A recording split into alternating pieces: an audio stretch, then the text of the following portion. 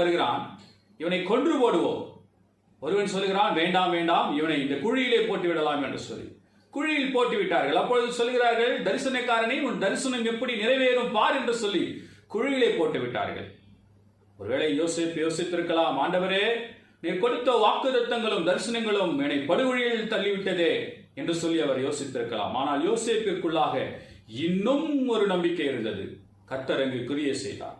இதோ அந்த பக்கமா போகிறதான வியாபாரிகள் வருகிறதை பார்த்தவுடனே சகோதரர்கள் குழியில் இருந்தவனை எடுத்து அவனை அடிமையாய் விற்று விட்டார்கள்.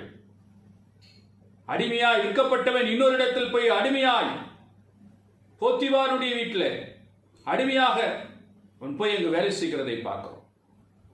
வேலை செய்கிற நேரத்திலே தேவையில்லாத ஒரு வீண்பொழி அவன் மேலே போடப்படுகிறது. வீண்பொழி போடுவது மாத்திரமல்ல பிரியமானவர்களே, அங்கிருந்து அவன் சிறைச்சாலைக்கு கொண்டு போகப்படுகிறான். சிறைச்சாலைக்கு கொண்டு